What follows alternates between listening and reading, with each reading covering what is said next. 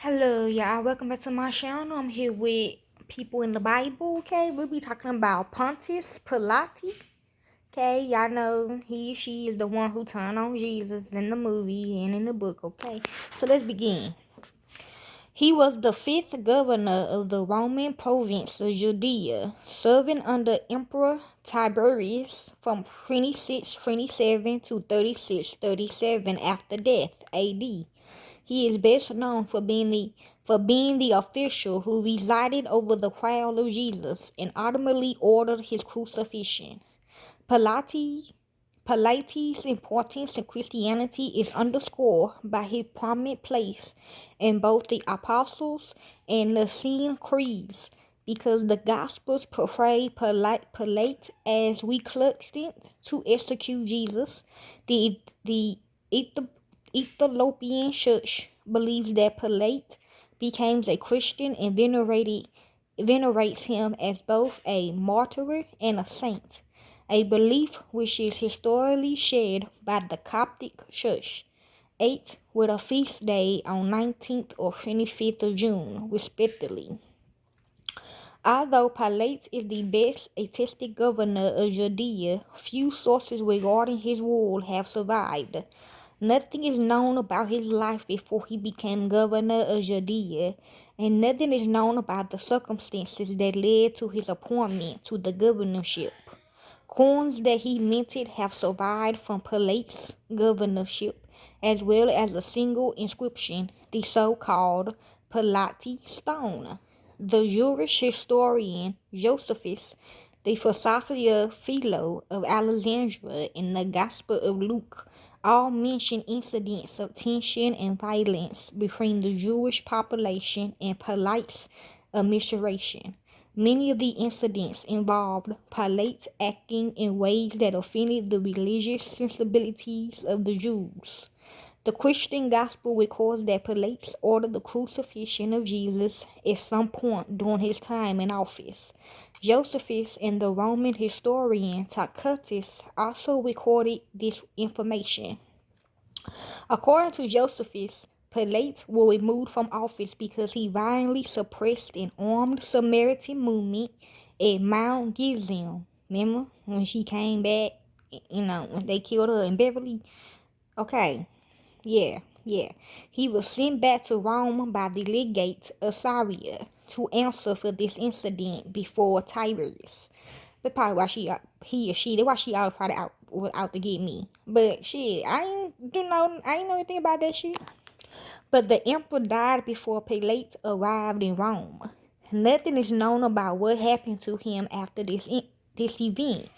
On the basis of events which were documented by the 2nd century pagan philosopher Celsus and the Christian apologist Origen, most modern historians believe that Pilate simply retired after his dismissal. Modern historians have differing assessments of Pilate as an effective ruler. While some believe that he was a particular brutal and ineffective governor, others believe that his long time in office implies reasonable competence. According to one prominent post-World War II theory, Pilate's treatment of the Jews was motivated by anti-Semitism, but most contemporary historians do not accept this theory. In late antiquity and the early Middle Ages, Pilate became the focus of a large group of New Testament apostles, expanding on his role in the Gospels. The Pilate cycle. Attitudes split by region. In texts from the Eastern Roman Empire, Pilate was portrayed as a positive figure. He and his wife were portrayed as Christian converts and sometimes martyrs. In Western Christian texts, he was instead portrayed as a negative figure and villain, with traditions surrounding his death by suicide featuring prominently. If you know the story, I know the story, okay? I ain't finna explain. Pilate was also the focus of numerous medieval legends, which invented a complete biography for him and portrayed him as villains and cowardly. Many of these legends connected Pilate's place of birth or death to particular locations around Western Europe, such as claiming his body was buried in a particularly dangerous or cursed local area. Damn. Pilate had frequently been a subject of artistic representation. Medieval art frequently portrayed scenes of Pilate and Jesus, often in the scene where he washes his hands of guilt for Jesus' death. In the art of the late Middle Ages and the Renaissance, Pilate is often depicted as a Jew. He plays an important role in medieval passion plays, where he is often a more prominent character than Jesus. His characterization in these plays vary greatly, from weak-willed and coastal into crucifying Jesus to being an evil person who demands Jesus' crucifixion. Modern authors who feature Pilate prominently in their works included Anatole France, Mikhail Bulgakov, and Shinji Atama, with a majority of modern treatments of Pilate dating to after the Second World War. Pilate had also frequently been portrayed in films. The source gives no indication of Pilate's life prior to his becoming governor of Judea. His patronym, first name is unknown. His cognomen, Pilatus, might mean skilled with the javelin, but it could also refer to the pious or Pelagian cap, possibly indicating that one of Pilates' ancestors was a freed man. If it means skilled with the javelin, it is possible that Pilate won the cognomen for himself while serving in the Roman military. It is also possible that his father acquired the cognomen through military skill. In the Gospel of Mark and John, Pilate is only called by his cognomen, which Marie Joseph Oliver takes to mean that this was the name by which he was generally known in common speech. The name Pontius suggests that an ancestor of his came from Samanum in central southern Italy, and he may have belonged to the family of Gavius Pontus and Pontus Telesinus, two leaders of the Samanites in the 3rd and 1st century BC, respectively before their full incorporation to the Roman Republic. Like all but one of the governors of Judea, Pilate was one of the equestrian order, a middle rank of the Roman nobility. As one of the attested Pontius Aquila, an assassin of Julius Caesar, was the tribune of the plebs. The family must have originally been of plebeian origin and later became ennobled as equestrians.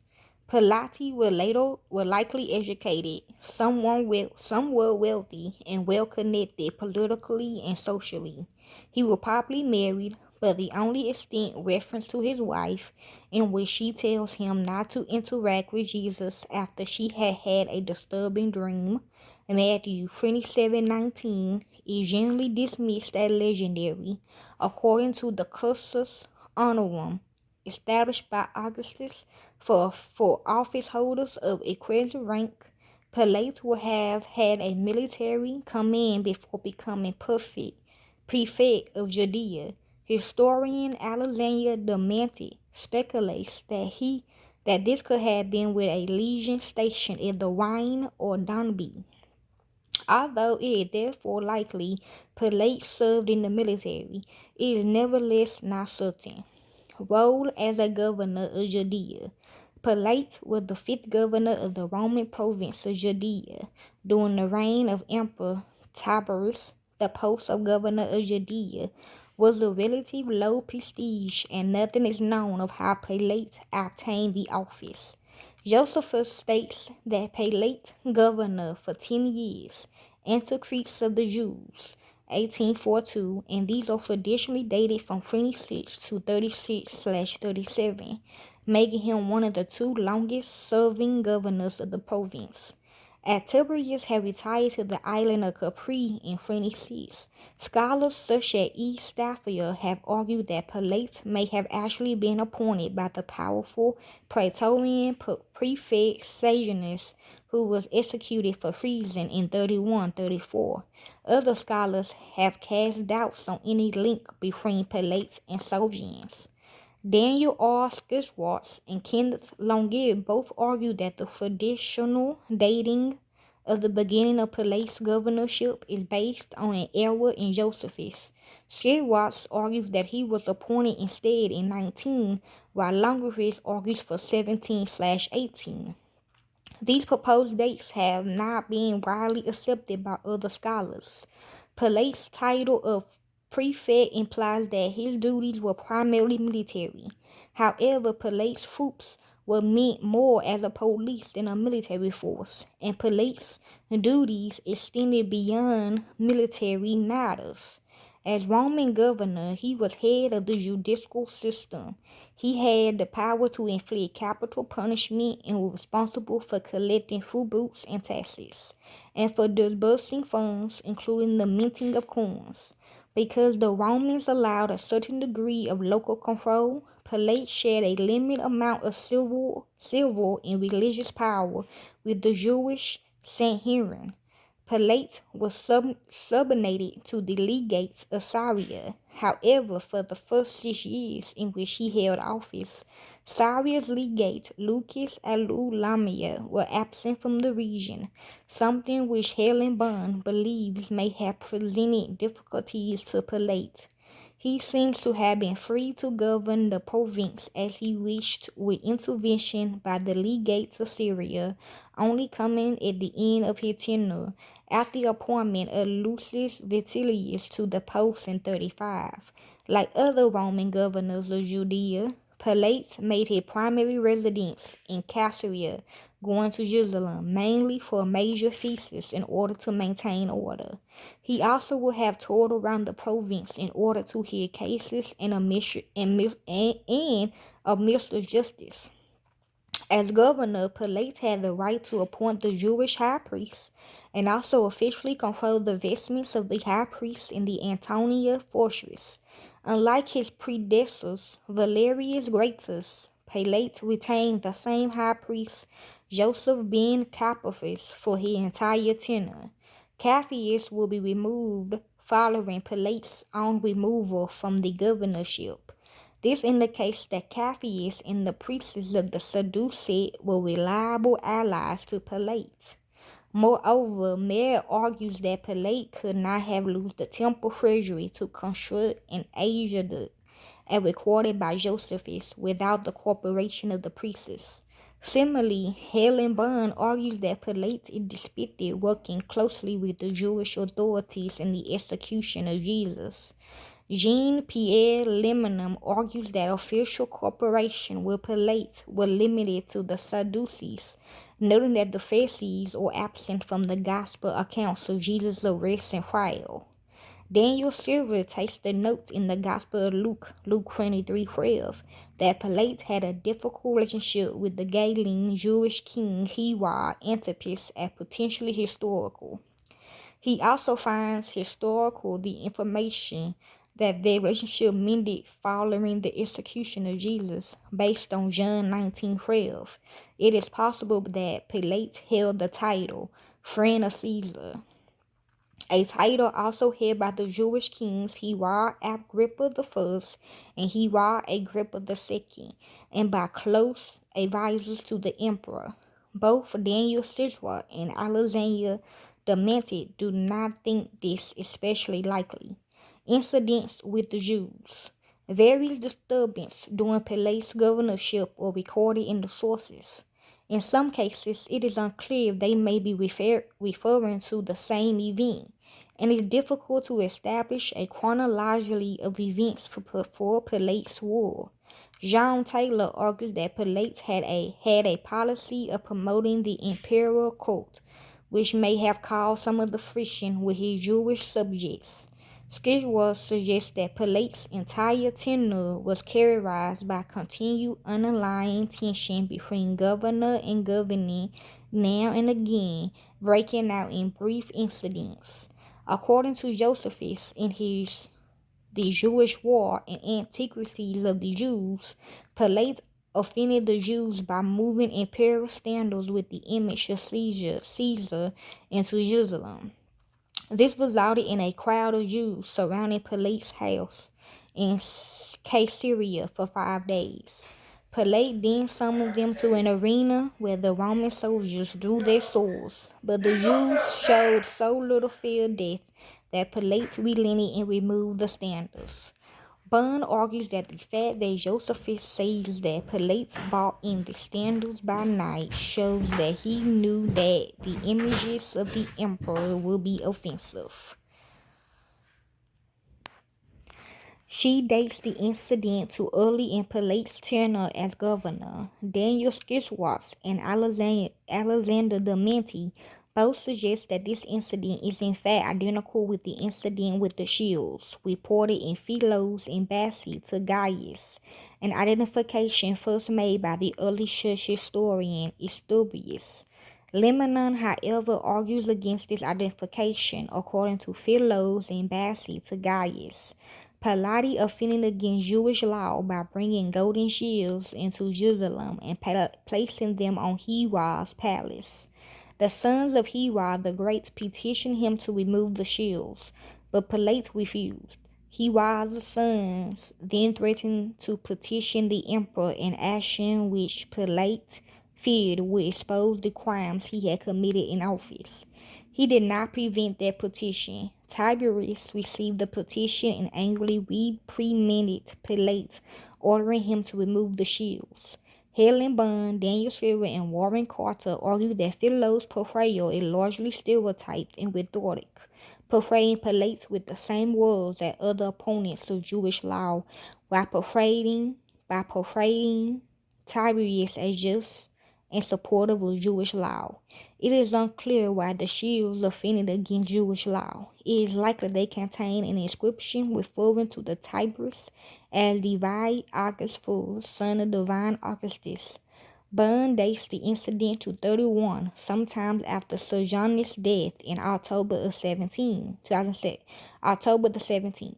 In another incident recorded in both the Jewish wars and the antiquities of the Jews, Josephus relates that Pilate offended the Jews by losing up the temple treasury to pay for a new aqueduct to Jerusalem. When a mob formed while Pilate was visiting Jerusalem, Pilate ordered his troops to beat them with clubs. Many perished from the blows or from being trampled by horses, and the mob was dispersed. The dating of the incident is unknown, but Bunn argues that it must have occurred between 26 and 30 or 33, based on Josephus' chronology.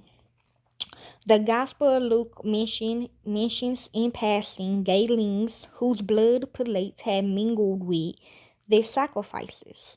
Luke 13:1. This reference has been variously interpreted as referring to one of the incidents recorded by Josephus or to an entirely unknown incident. Bunn argues that the number of Galileans killed does not seem to have been particularly high. In Bunn's view, the reference to sacrifices likely means that this incident occurred at Passover at some unknown date.